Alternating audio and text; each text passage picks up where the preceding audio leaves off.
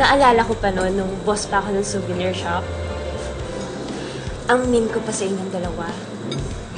Kaya, kung ano mo yung nagawa ko sa'yo for, I'm really sorry. Excuse lang restroom lang ako.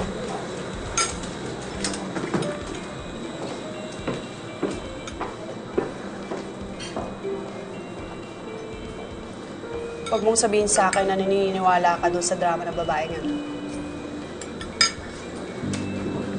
Bes, hindi naman nagdadrama yung tao. Nagpakaw na talaga siya. Ewan ko sa'yo. Basta ako, hindi ako convinced. Bigyan mo naman siya ng chance. Wala naman siyang ginagawang masama sa atin eh. Actually, alam mo, ako pa nga yung may ginawang hindi maganda sa kanya. Kasi napag-isipan ko siya ng hindi maganda. Nagselos ako ng walang dahilan. Bakit? Wala bang dahilan para magselos nun? Wala naman eh. May boyfriend na yung tao. Totoo. Nakita mo? Malay ba natin? Gawa-gawa lang niya yung mga kwentong yun.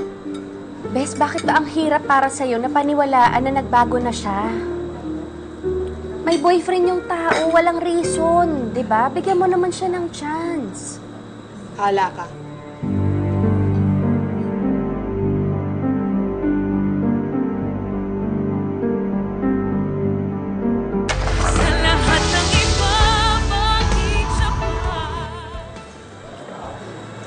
So, Georgia, sabi ni Emma, may boyfriend ka na daw?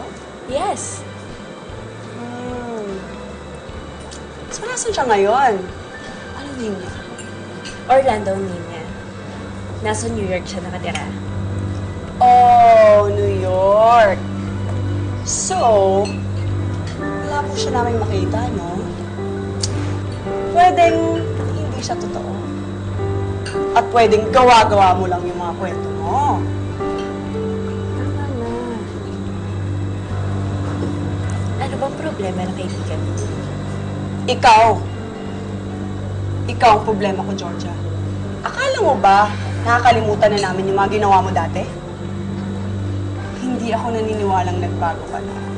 Tsaka teka lang, ano pa talaga ang plano mo? At bakit ka pa bumalik? Bakit mo kinakaibigan si Emma? Ha? Flor, ano ba? Tama na. Tigilan mo na si Georgia. Kung hindi mo kayang respetuhin si Georgia, siguro mabuti pa umalis ka na lang. Ako?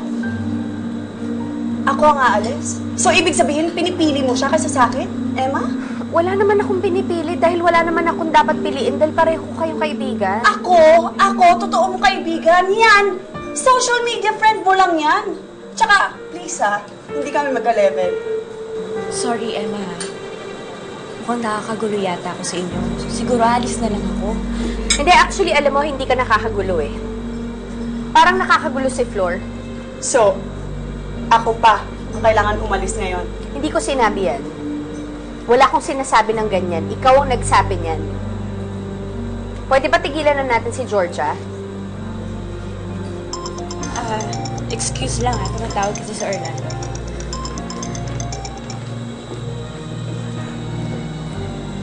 Hi, babe. Hi.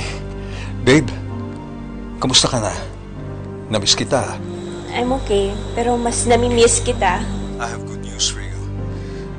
Malapit na kami ni Mrs. umuwi dyan. Huwag ka mag-alala.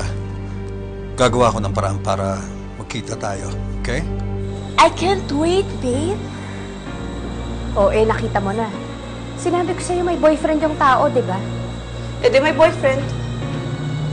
Alam mo, bahala ka kung gusto mo kaibiganin yung babae niya. Basta ako, hindi ko kaya makipag-plastic katulad niya.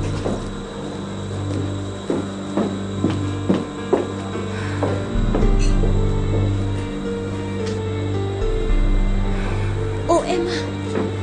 Bakit umalis si Flor? Hayaan mo na lang siya. Ay, pagpasensyahan mo na lang muna si Flor. Naiintindihan ko naman. May mga tao talaga na hindi pa nakaka-move on sa past. Kaya nga sobrang na-appreciate ko yung friendship mo, Emma. Paniwalang-paniwala yung gagano'n sa drama. She thinks I'm her new best friend. Pero hindi niya alam, I'm her worst enemy.